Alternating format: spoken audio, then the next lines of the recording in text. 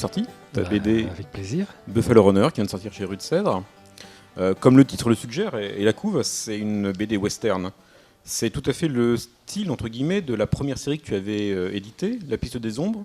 Est-ce que c'est un retour aux sources, un retour à tes premiers amours ? Oui, c'est vraiment un retour à mes rêves de gamin, avec une vision, je pense, beaucoup plus adulte et sûrement beaucoup plus noire. Mais c'est toute notre génération des années 60-70, on a été submergés par les John Wayne, les Gary Cooper à la télé. Il y avait les Blueberry en BD dans Pilote. C'était vraiment... ouais, on baignait dedans. Et j'ai toujours aimé ça. J'ai été élevé aussi par mon père qui était moniteur d'équitation. Donc, monter à cheval, les cow-boys, les Indiens, c'était un peu toujours... il y avait ça, quoi. C'est le côté grands espaces. Mais ouais, c'est ça, mes rêves de gosse. Et vraiment l'envie de renouer avec ce genre-là... Dès que j'ai eu carte blanche avec Rue de Sèvres, ils m'ont dit « Qu'est-ce que tu veux faire ?» Je dis « Un western. » C'était logique. Par contre, c'est un western qui n'est pas du tout un western à la papa, à la John Wayne. On n'est pas du tout dans une logique classique. On est, moi, j'appellerais ça presque un western crépusculaire. C'est-à-dire qu'il y en a qui disent, qui reprennent, qui font une parodie de western en se disant « Je fais un hommage au film du genre. » Mais pour moi, c'est de la redite. Pour moi, essayer de faire un hommage à la conquête de l'Ouest, c'était plutôt d'essayer de retranscrire vraiment l'état d'esprit dans lequel les gens devaient être à cette époque-là, et surtout la confrontation aussi de deux mondes totalement différents, deux civilisations totalement différentes. Les Blancs paumés, désargentés, crèvent la faim, qui quittaient la vieille Europe, ou qui quittaient les usines de l'Est, pour aller vers cet Ouest inconnu, comme ça, qu'on nous vantait dans les journaux, où il y avait une fortune à se faire, où il suffisait juste de chasser 2-3 Indiens paumés par là et 4 bisons, en fait. Et les gens pensaient ça, un Eldorado. Et on peut mettre ça en parallèle actuellement avec les pauvres gens qui s'entassent par centaines sur des cargos qui sombrent, juste parce qu'il y a un Eldorado possible, quitter leur misère pour retrouver un monde qu'ils croient meilleur, en tout cas. Moi, en lisant Buffalo Runner, il y a des images presque de films qui m'ont traversé l'esprit. Je pense à La Porte du Paradis de Cimino. Je pense, je ne sais pas si c'est du tout dans tes références. Little Big Man, Danse avec les loups de Costner, et un petit peu impitoyable aussi pour le personnage. Est-ce que ces références font sens ? Oui, ça fait sens. Ouais. Je pense que tous sont sûrement inspirés un petit peu des romans de Zane Grey, qui avait été cow-boy et qui a été un grand écrivain de l'Ouest dans les années 1900-1920. Après, on retrouve aussi... en fait, c'est cette vision désabusée de l'Ouest. C'est-à-dire, on n'est plus dans les John Wayne, où il y avait les gentils blancs, les méchants indiens et un colt au milieu. Là, il y a aussi des gentils indiens, il y a des méchants aussi quand même, et il y a des méchants blancs. C'est-à-dire, essayer de retrouver une vision... En fait, je ne voulais pas une vision moderne de l'Ouest, comme a fait par exemple Clint Eastwood dans Impitoyable. Parce que c'est une vision moderne. Je voulais essayer vraiment de retranscrire l'état d'esprit d'un homme du 19e siècle dans son monde contemporain, quoi. Et non pas mettre mon point de vue d'homme du 21e siècle dedans. Tu t'es mis à la place de Edmund Fischer, ton personnage principal. J'ai essayé, mais surtout en fait en me plongeant vraiment... j'ai pas ouvert les Blueberry, les Comanche d'Herman et tout ce qu'il fait. J'ai pas regardé de western quand je l'ai écrit. J'avais déjà toute cette influence depuis mon enfance. J'ai ouvert seulement des livres de photos, des bouquins sur la doc, sur l'Ouest, beaucoup sur Internet aussi. Essayer de piocher vraiment des vrais témoignages de l'époque pour choper l'état d'esprit des gens qui était vraiment différent. Une des particularités de l'album, c'est que ça se passe sur une période très longue. On voit la prime jeunesse de Ed Fisher, on le voit adolescent, on le voit jeune adulte, jusqu'à ses 60 ans ou plus. Est-ce que ça représente un challenge graphique spécial, justement, de travailler sur une si longue période ? Je me suis amusé juste à faire 2-3 crobards. En fait, il y avait une photo, il y avait 2 photos. Une d'un jeune gars, un jeune cow-boy a l'air totalement halluciné, les yeux hagards, vraiment creusés, espèce de visage très maigre. Et je me suis dit, ça c'est Edmund Fischer jeune. Il en a bavé. Et après, il y avait une autre photo un peu plus sereine du vieux cow-boy avec les grosses bacchantes, le look à Buffalo Bill, avec son cheval derrière. Et vous sentez au contraire ouais, tout le poids des années et de l'expérience. Et c'était le même gars pourtant. Et je me suis dit, ben voilà, ça va être entre ces deux-là, il y a eu quoi. Et après, graphiquement, j'ai rien changé. Il n'y a pas d'image plus sépia ou d'autres plus. Non, j'ai fait ce que je pouvais faire. En fait, j'essaie toujours de retranscrire l'émotion sur une page, sur une case. Et je fais au feeling, en fait. Je me donne pas trop de charte graphique. Alors moi, je connais ton travail évidemment comme beaucoup de gens sur Gorn ou sur de l'heroic fantasy.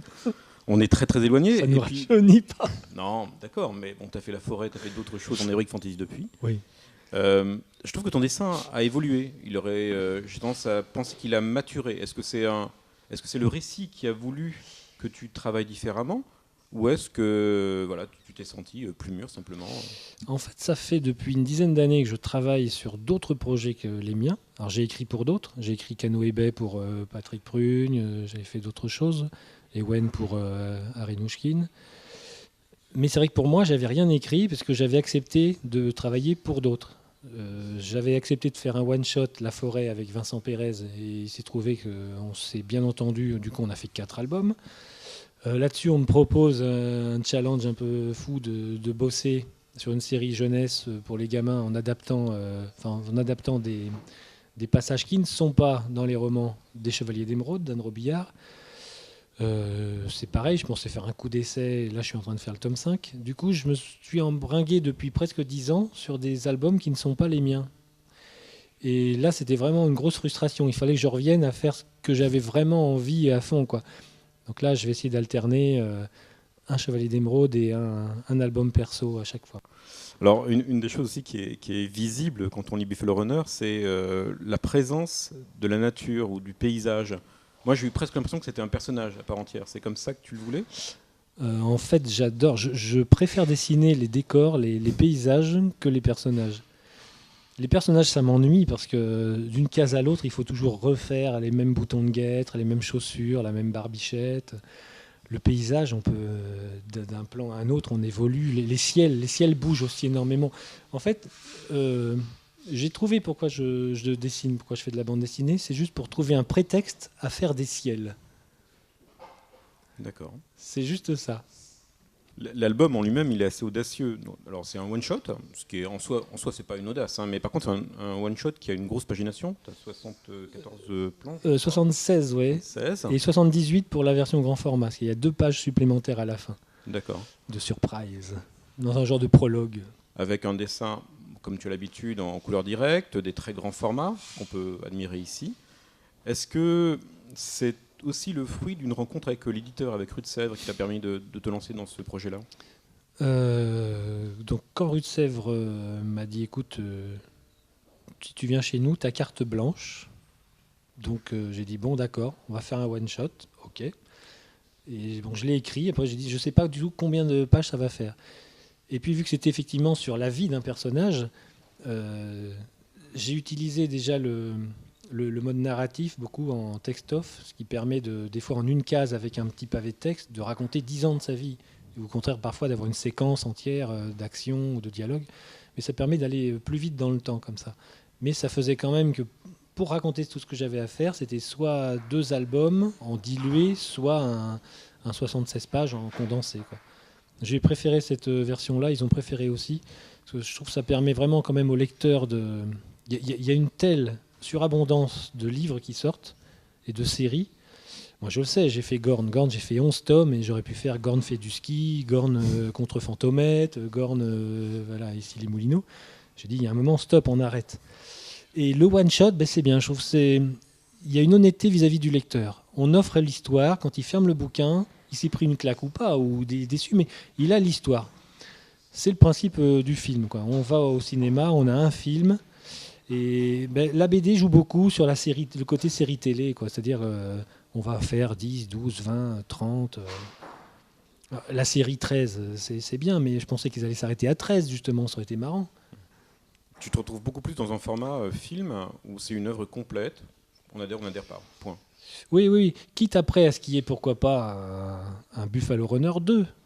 C'est-à-dire qu'il y a peut-être aussi encore des choses à vivre, à raconter. Mais ce sera encore une histoire complète. C'est ce que je trouvais bien. C'est sûrement aussi le succès de Tintin, par exemple.